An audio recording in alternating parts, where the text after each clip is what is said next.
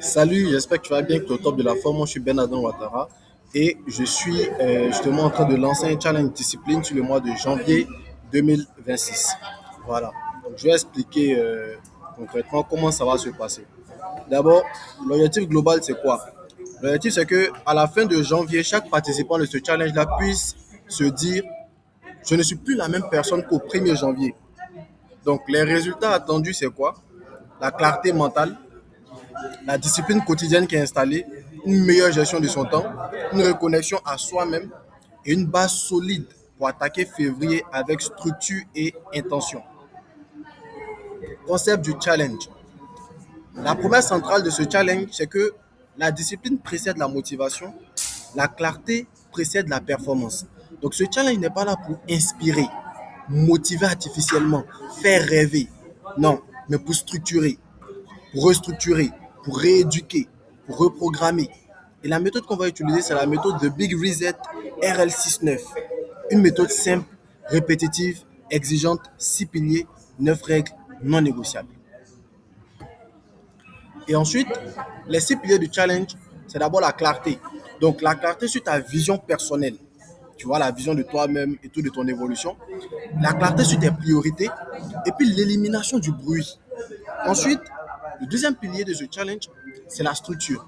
Donc, des journées qui sont cadrées, des routines simples et des blocs de travail qui sont ordonnés chaque jour quand tu te réveilles, tu sais exactement ce que tu as à faire à quel moment de la journée. Le troisième pilier, c'est la discipline physique. Donc, un réveil fixe, tu sais à quelle heure généralement tu te réveilles, des mouvements quotidiens que tu mets en place, que tu fais, et une hygiène de base. 4, c'est la discipline mentale.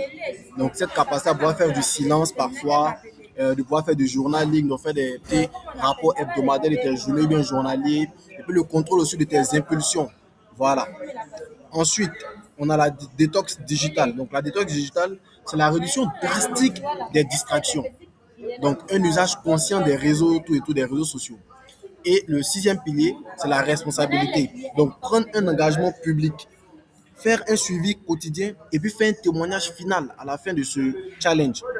Ce sont les 6 piliers de ce challenge. Ensuite, on a les 9 règles non négociables. Voilà. Donc, réveil à une heure fixe. Donc, tu choisis à quelle heure comme ça, toi, tu veux te réveiller chaque jour. Aucune journée sans action consciente. Tu ne peux pas commencer une journée sans planifier une action que tu dois faire. Téléphone interdit au réveil. Donc, quand tu te réveilles, aller directement sur les réseaux, prendre ton téléphone et tout. Faut arrêter. Ensuite, un moment de silence par jour, donc un petit moment où tu observes tes pensées et tout, voilà, méditation si tu veux. Une tâche importante exécutée chaque jour. Donc chaque jour, il te faut une tâche que tu vas exécuter. Voilà, vraiment importante, que tu fais avancer dans tes projets, qui te fait avancer dans tes objectifs, dans tes priorités. Ensuite, aucune excuse, seulement des ajustements. Voilà, donc peut-être que tu devais faire une chose, il y a un imprévu qui est arrivé, il ne faut pas te trouver des excuses, il faut trouver des moyens de gérer cette chose-là malgré ce qui est arrivé au fait. Tu vois, non? Ce qui est arrivé. Ensuite, une présence quotidienne dans le groupe. On est un groupe où on sera. Il faudrait que chaque jour on puisse t'entendre. Un journal de discipline obligatoire. Donc ça, je vais vous partager ça. Et un témoignage final exigé. Voilà, à la fin du challenge, tu dois faire un témoignage. Une violation répétée de ces règles non négociables, là, c'est une sortie silencieuse du challenge. C'est comme si tu es en train de sortir du challenge toi seul, mais tu ne t'en rends pas compte. Si tu brises ces règles. Ensuite, voici le format et l'organisation. Aujourd'hui, nous sommes le lundi 5 janvier où je tourne cette vidéo. On est censé commencer ce lundi 5 janvier, mais finalement, d'ici cette fin de semaine, on va démarrer. Donc, je fais cette vidéo, ceux qui veulent s'inscrire vont s'inscrire, et puis on démarre en même temps, on ne perd pas de temps. Du coup, la plateforme, ce sera sur WhatsApp, ce sera un groupe fermé. Voilà, la discipline avant tout. Du coup, chaque matin, on fait des messages vocaux de 2 à 5 minutes maximum. On va expliquer notre mission du jour, simple, c'est clair, ce que tu as à faire. On va rappeler les règles aussi en début de journée pour vous faire un rappel mental.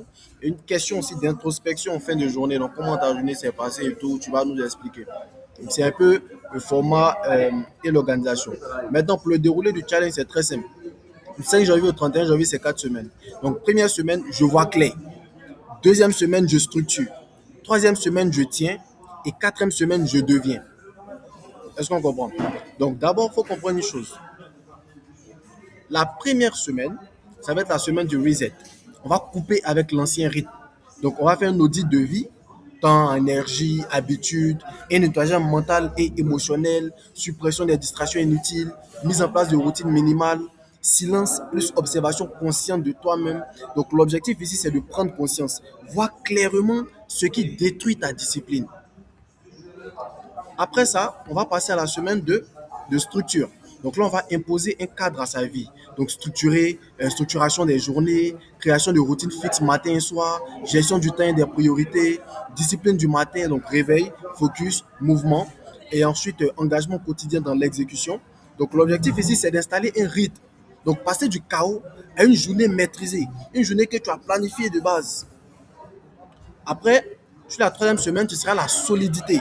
Donc ici, c'est de tenir même quand l'envie disparaît. Donc ici, on va faire quoi? On va travailler sur la résistance mentale.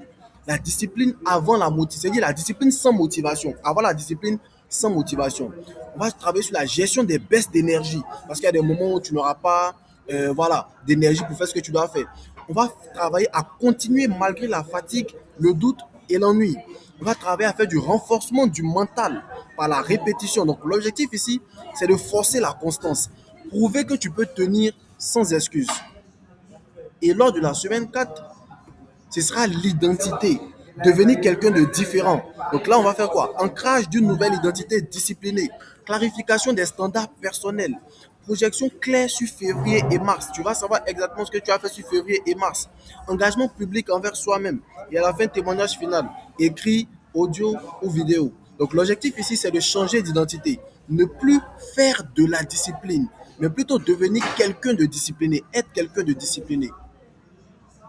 Et après la semaine 4, ce qui va se passer, c'est la fin du challenge. Donc, la fin du challenge, ce sont les derniers jours, 29 et 31 janvier, qui vont servir à consolider les acquis, finaliser le témoignage, ancrer les nouveaux standards, préparer la transition vers février. Et là, en fait, on ne termine pas un challenge, on termine une ancienne version de soi. Donc, chaque participant doit témoigner publiquement, texte, audio, vidéo, expliquer son avant, son après ce challenge, avant le challenge comment il était, après le challenge comment il est devenu, ce qui a changé, ce qu'il ne tolérera plus en février. Donc voici un peu le déroulé du challenge. Donc, je vais maintenant faire la présentation du règlement officiel et le système de redevabilité financière. Il faut comprendre que le challenge discipline repose sur un principe simple. La discipline devient réelle lorsqu'il y a un coût à l'indiscipline. Donc, ce système de redevabilité financière n'est ni un jeu, ni une loterie, ni une promesse d'enrichissement. Il s'agit d'un outil d'engagement conçu pour pousser chaque participant à respecter ses engagements quotidiens envers lui-même. Toute personne qui accepte d'y participer le fait librement, consciemment et volontairement. Le principe général du système, c'est quoi? Les participants sont regroupés en boucle de redevabilité composée de 3 personnes minimum. Il n'existe aucune limite maximale, donc 4 à 5 personnes au plus possible. Chaque participant est à la fois redevable envers une personne et gardien de la discipline d'une autre personne. Je vous montre un exemple, par exemple, de boucle. Le participant A va remettre son engagement financier au participant B. Le participant B remet son engagement financier au participant C. Le participant C remet son engagement financier au participant D, si applicable, c'est-à-dire s'il est participant D, au fur et à mesure. Et le dernier participant remet son engagement financier au participant A. La boucle est fermée. Personne ne garde son argent. Donc, on va faire un engagement financier. Montant et progression, c'est quoi? Semaine 1 à semaine 2, on met 2000 francs par semaine. Semaine 3 à semaine 4, on met 2500 francs par semaine. Donc, il y aura une augmentation progressive de 500 francs toutes les 2 semaines. Si tu es discipliné, ton argent revient vers toi. Tu ne paies rien. Tu réengages simplement la même somme la semaine prochaine. Voilà. Condition de validation de la discipline. Pour récupérer son argent à la fin de chaque semaine, le participant doit respecter les règles fondamentales du challenge discipline, effectuer les missions quotidiennes demandées, faire son check-in de discipline selon le format défini. Et on va vous expliquer tout ça quand vous allez intégrer, vous allez vous inscrire. Être cohérent, constant et honnête. Aucune excuse n'est recevable.